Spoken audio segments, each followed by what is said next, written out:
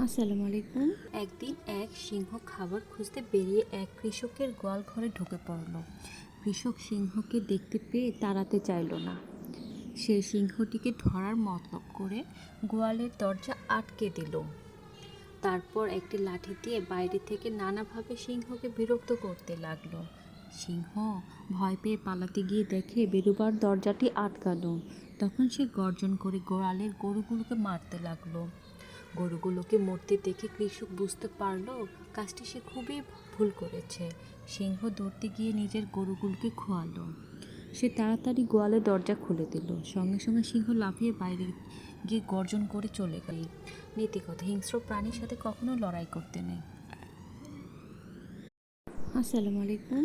একদিন এক সিংহ খাবার খুঁজতে বেরিয়ে এক কৃষকের গোয়াল ঘরে ঢুকে পড়ল। কৃষক সিংহকে দেখতে পেয়ে তাড়াতে চাইল না।